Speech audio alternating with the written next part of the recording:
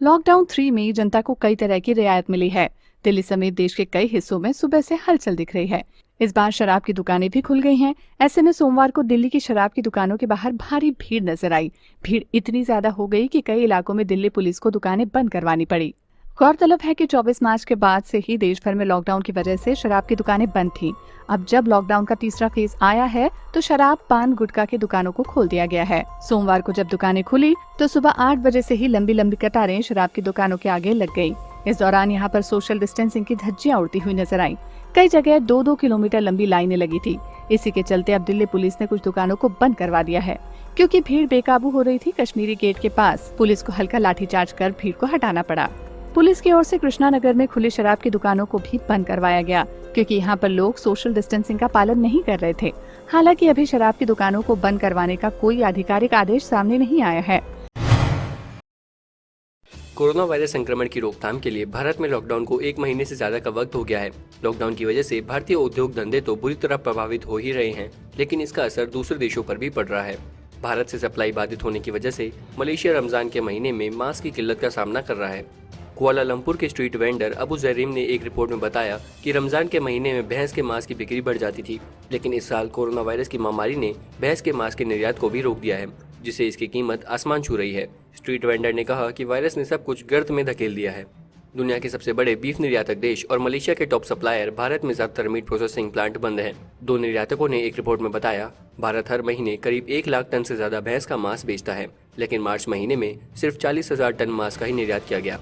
अप्रैल महीने में तो बिक्री और भी कम हुई है, क्योंकि लॉकडाउन लागू कर दिया गया था।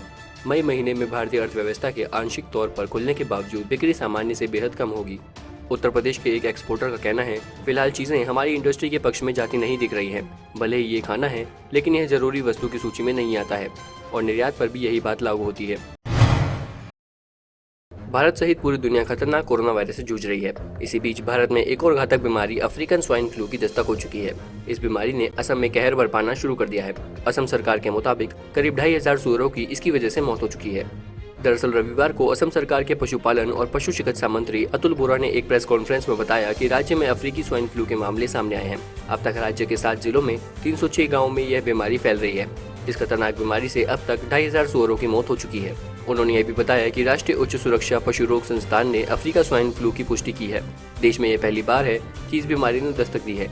यह संक्रमण इतना खतरनाक है कि इससे संक्रमित सूअरों की मृत्यु दर 100% है। कोरोना वायरस महामारी के खिलाफ जारी लड़ाई में लागू किए गए लॉकडाउन की वजह से मजदूर लंबे वक्त से फंसे हुए थे। अब जब करीब 1 महीने बाद उन्हें घर ले जाने की इजाजत मिली, तो केंद्र सरकार ने रेल किराए का सारा खर्च मजदूरों से वसूलने का फैसला लिया।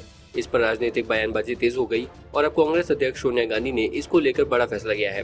कांग्रेस पार्टी सभी जरूरतमंद मजदूरों के रेल के टिकट का खर्चा उठाएगी। कांग्रेस अध्यक्ष सोनिया गांधी ने यह फैसला लिया है कि प्रदेश कांग्रेस कमेटी की हर इकाई श्रमिक कामगार से घर लौटने की रेल यात्रा के टिकट का खर्च उठाएगी और जरूरी कदम उठाएगी। सोमवार को जारी किए गए एक बयान में कहा गया है कि सिर्फ 4 घंटे के नोटिस पर लॉकडाउन लागू होने की वजह से देश में मजदूर अपने घर वापस जाने से वंचित रह गए। 1947 के बाद देश ने पहली बार इस तरह का मंजर देखा था, जब लाखों मजदूर पैदल ही हजारों किलोमीटर चलकर घर जा रहे थे। सोनिया गांधी ने बयान में कहा था कि जब हम लोग विदेश में फंसे भारतीयों को बिना किसी खर्च के वापस ला सकते हैं, गुजरात में एक कार्यक्रम में सरकारी खजाने से 100 करोड़ रुपए खर्च कर सकते हैं, अगर रेल मंत्रालय प्रधानमंत्री राहत कोष में 151 करोड़ रुपए दे सकता है, तो फिर मुश्किल वक्त में मजदूरों के किराए का खर्च क्यों नहीं उठा सकता। लॉकडाउन 3 में शराब कारोबार खोल दिया गया है। इसको लेकर सोशल मीडिया पर काफी चर्चा है कि राज्य सरकारों की अर्थव्यवस्था शराब के भरोसे चल रही है। आइए जानते हैं कि क्या है सच्चाई।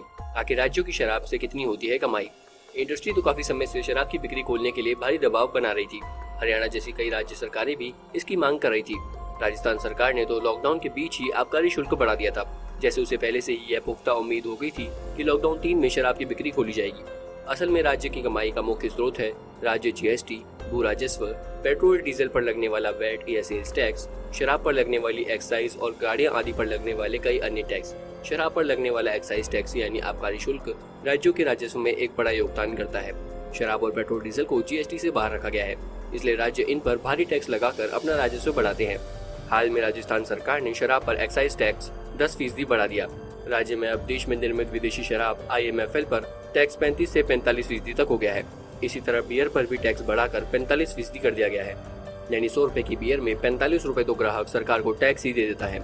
इसके अलावा राज्यों को केंद्रीय जीएसटी से हिस्सा मिलता है, लेकिन केंद्र सरकार कई महीनों से राज्यों को जीएसटी का हिस्सा नहीं दे पा रही है, जिसको लेकर राज्यों ने कई बार शिकायत भी की थी। ऐसी ही और भी कई खबरों को सबसे पहले पाने के लिए जुड़े रहें हमारे साथ। सब्सक्राइब करें हमारा चैनल ऐसी ही लेटेस्ट और इंटरेस्टिंग खबरों के लिए।